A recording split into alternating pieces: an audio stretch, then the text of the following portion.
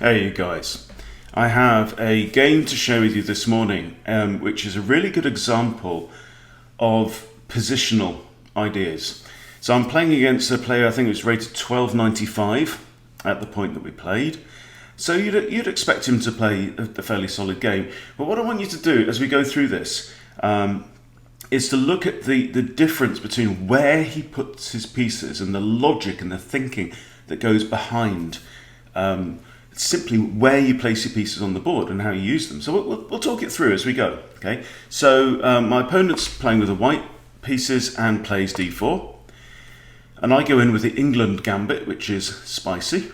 So he accepts the pawn, then knight out to here. So what you're expecting is knight to f3. So we have knight to f3, and now queen e7.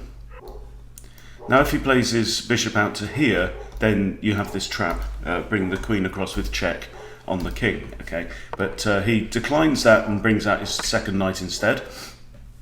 Of course, I can now recapture the extra pawn, and we have an exchange of knights. So the situation, he's got a knight out in the board, I've got my queen out a bit early, making me look a bit stupid, but that's what we have to work with. So advances his pawn, obviously preparing to fianchetto this bishop. I would love to put my queen here now and prevent that idea and also attack his rook, but I can't do that because these squares are covered by the knight. So in order to maybe make that possible, I now pin the knight with development.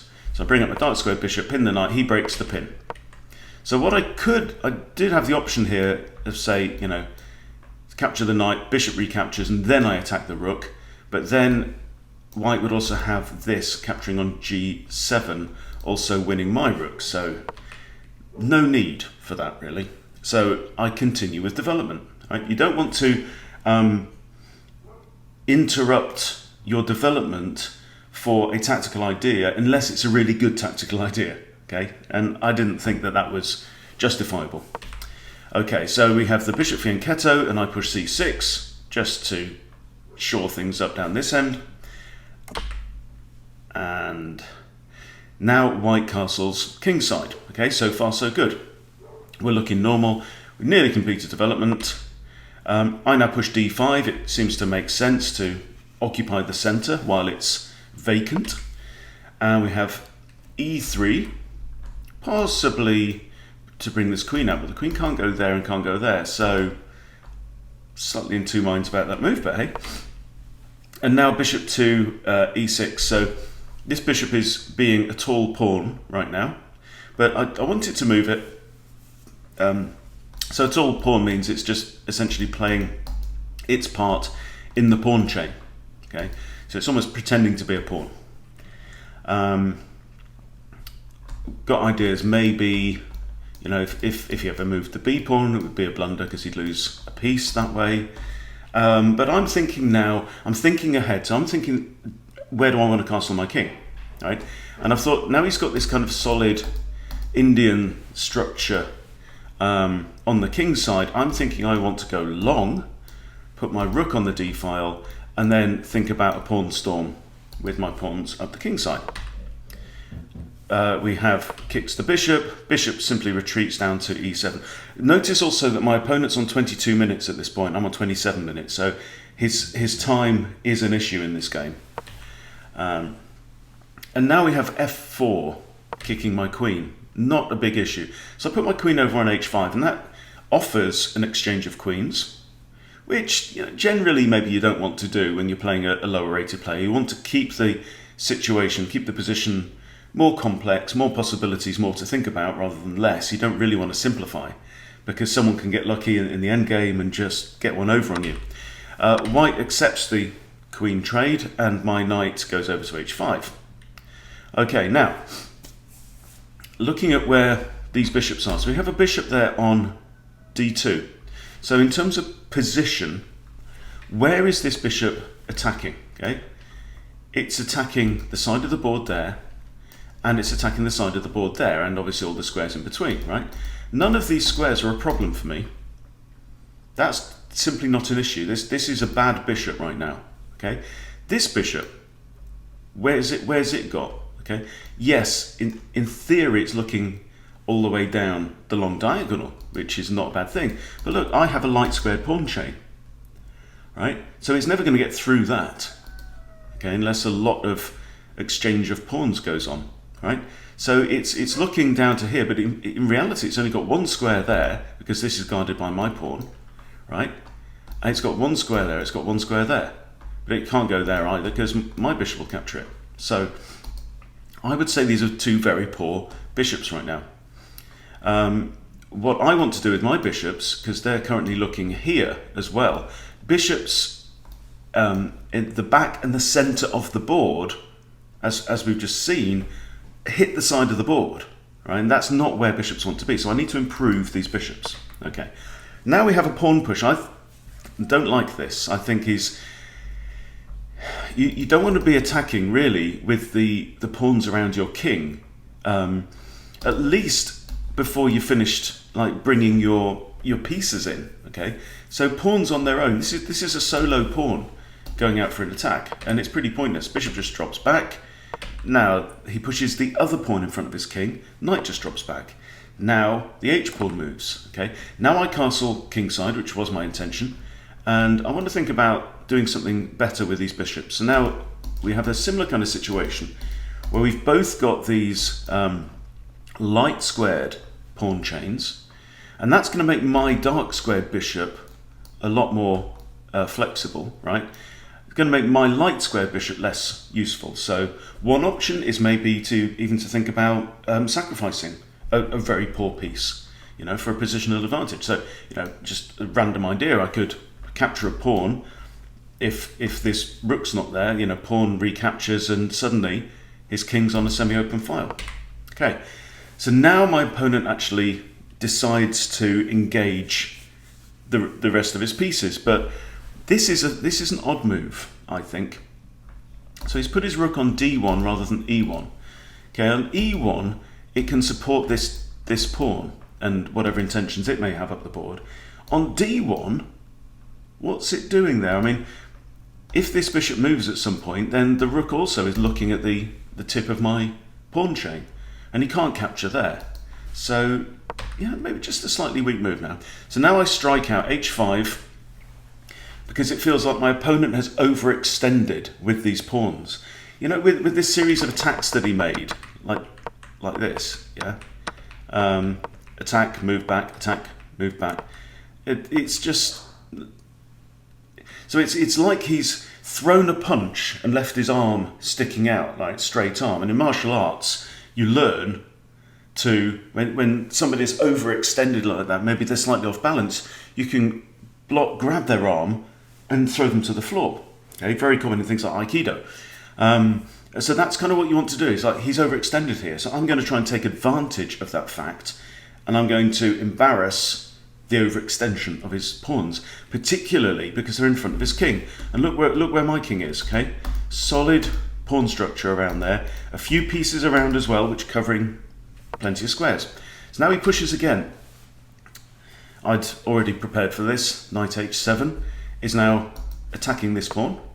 So now he defends again. So he's doing a pawn storm up the king side when he's castled king side. I mean, it's not always the wrong thing, but you have to be pretty sure that your attack is going to be decisive if you do it that way. Okay. So now I improve my bishop. Okay. So now my dark squared bishop, which was looking at this and this fairly useless diagonal to the side of the board, is now much better, okay, because it's looking all the way down here. It takes a square away from the king, takes a square away from the rook, okay, and now the knight retreats. So he's obviously wanting to maneuver his knight round to a better situation, but it can't go there because of my bishop. So it'll probably come to one of these squares. At least here it's defended by the rook. Now I push g6, and we have an exchange of pawns. This makes me happy. This is all fine. A half-hearted attack on my rook. Put my rook here. I could have actually moved my rook straight to e8, because there's an undefended pawn here to attack, and also the knight behind it is undefended too. So that might have been slightly better. And now we have, that's not really an attack, Rook comes in, kind of hitting my knight, which is undefended. I just simply move my knight. Now my knight can improve itself by coming here as well. I do actually make a tactical error here and end up losing a piece. But now my opponent's down below 9 minutes on the clock. I've still got like nearly 24 minutes on the clock. Now the knight starts to, excuse me, come in. And but again, you know, if the knight comes here or here, I can capture it with bishop, capture it with pawn, capture it with knight. Also notice now, because of this pawn exchange, there's an isolated pawn on the e-file. So I now throw my dark squared bishop up the board. You see, the simple fact of moving this bishop from here to here, right? The idea of positional play, one of the core ideas, is that improving the position of your pieces creates possibilities, right? Now, this wouldn't have been a possibility for me. So we have a few more moves, and now I'm attacking this pawn. Okay, so since he moved this pawn to there, and his king's a long way away, and this bishop can't do anything because it's light squared and can't defend, it's created an opportunity for me to attack. So the only way for him to avoid losing the pawn is the move that he found, bishop back to e1, I think. Yeah, rook can't come back to defend because it simply loses the rook. Okay, so now he's offering a trade of bishops. I decide I don't want the trade of bishops because I think I like my bishop and I want to keep it. Okay, and now he decides to improve his bishop. But again, look at this. Look where it's looking, right? It's looking down there and it's looking here. And where is my king? Bang, right? So the bishops don't want to be in front of the enemy king because bishops attack diagonally. It's bonkers. Again, this bishop is still poor because it's only got this one square it can go to. It can't even come here. Okay, so two bad bishops still. Now I play my knight to here, and this is actually where I make a mistake. Couple of moves, right?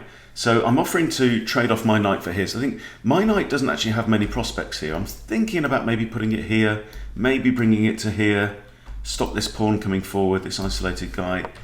Not sure. And now he improves his bishop, and see what the difference is now. Okay, this was a useless bishop there. It's a useful bishop on h3. Why is it useful? Well, look, all these squares are suddenly available. And my king's on that diagonal. King is at the end of that rainbow, right? Now, I now move my rook across here, and we have rook to f1. And here is where I actually miscalculate.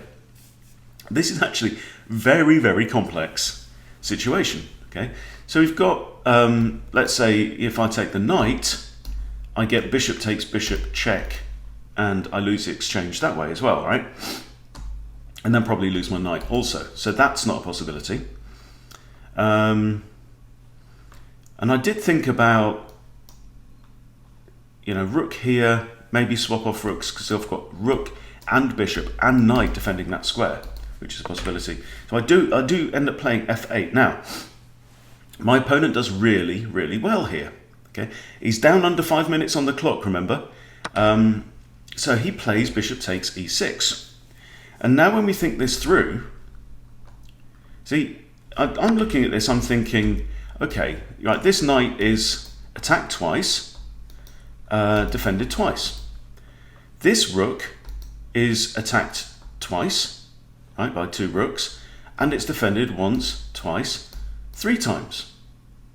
Okay, but this knight that could be attacked here is also one of the defenders of that rook, and this rook is also the defender of this, one of the defenders of this knight. Okay, so takes, I recapture with the bishop so as not to, well, I mean, it could have, you know, that knight takes bishop I can handle, knight takes rook I don't want, right? And now we have rook takes. Now this rook is pinned. Okay, my opponent is actually up a piece. He's up a rook right now. Okay, so this rook is now pinned. I can recapture only really with the bishop. Okay, but look now, what we have now is an overworked defender. We've got two attacks going on, right? and the rook cannot defend both. So knight takes bishop, and if I recapture with the rook, I lose my other bishop. So I decide, no, this is my favourite bishop, it's actually my only bishop, so I decide to keep the bishop, maintaining the attack on the knight. Now we have rook down here, both defending the knight and attacking g6. Okay, again, look at this guy, this bishop here. Completely useless, right? Completely in the wrong place. So what you need to bear in mind is, I'm down a minor piece, but right now, that bishop might just as well still be in the box. Right? It's not playing any role in the attack. My opponent's just got 3 minutes left on the clock at this point. So I'm not too worried. So king comes up here, which is now a second attacker on the knight, which only has one defender. Okay, so the knight's going to have to move. Knight runs away. I grab a pawn. Knight comes back round and grabs a pawn. And now I line up a discovery. He's down to 2 minutes 25. So the danger here is something like rook takes bishop with a discovered check. King has to move. I grab a pawn, and suddenly I've equalised and I've got my material back. King moves across. I move across just to h3. So the idea here is something like check the king. If the king moves back here, come back with check, king has to move, and then I can grab this pawn. Right? So I'm always aware of undefended pieces.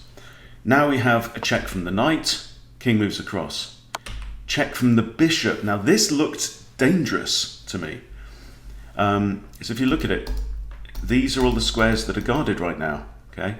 So my concern was, like, if I just, say for example, if I'd moved my king back here, I think rook f8 would have been checkmate. Right, so these squares would be covered by the rook, that square's covered by the knight, these squares are covered by the bishop, and my king on here, yeah, would have been mated. So you've got to be very, very careful not to get sucker punched at the end of the game. And being able to highlight the squares really, really helps. So I push b6 instead and block the check rather than evading the check. Now we have rook here. Clearly I'd love to hide my king away on a6. It would be very cozy there, but this forces my king. So I come back again. I'm constantly looking to see, okay, how can I make my opponent respond? You also notice I'm actually playing very quickly right now, and the reason I'm playing quickly is because I want to make my opponent burn up his clock while thinking. I don't want him thinking on my time, I want him thinking on his own time, and he's only got a minute and a half left. So knight comes round with a prod against the bishop, so now I capture his bishop, and yeah, there you go. So this is the situation, yeah. Slightly miscalculated attack here, I think, with this check. Not really necessary, because notice he's got a piece on prise right now, which can be captured. So with my next move, now he's got 2 pieces under attack, and he can't save them both. Right? He can't move his knight there, pawn just takes. So knight comes here, loses his bishop, and at this point he actually resigns, because the material is now equalised, but he's got 54 seconds on the clock, and with the time he's been taking to think, it's very unlikely. Also, I have this nice, I've got a bishop, whereas he's only got a knight. And knights are great. You know, the advantage of knights in the end game is that every time they move, they swap colours. So a knight can visit every square on the chessboard, whereas a bishop is limited only to 32. It can only actually land on half of the squares. However, on the plus side, in the end game, a bishop can do this. Yeah, it can zip around the board. So, like, and this is a situation where having a bishop somewhere in the middle can actually be a bonus. Because let's say there's pawns trying to advance down there and pawns trying to advance down there. A bishop can guard both sides of the board at once, whereas a knight, being a short-range fighter, can't do that. So, you know, you need to take into account the state of the game as well. I just thought this was an interesting little illustration of where to put your pieces. You know, there were times in this game when my opponent's bishops might as well not have been there. right? Might as well still be back in the box, like they say. But then he improved his bishops, and suddenly you saw he got back in the game. It's just unfortunate that the time ended up running out. I think this would have been an interesting end game if we'd been able to finish it, but I'm pretty confident that this was a winnable position. One passed pawn here, maybe an issue, but I think having a bishop versus a knight, I think, would have certainly been helpful. Also, I have a slightly more centralized king as well. So there you go. Think about when you move your pieces, not just what you're doing right now, but think about putting them in a position that could create possibilities for that piece further on down the line later in the game. Okay, so that's it. Thanks for watching. Please do subscribe to Chess Bootcamp if you haven't subscribed. I make videos for beginners and improvers to help people get over 1,000 and beyond. And of course, it's the only chess channel on YouTube with added rooster. Okay, see you later.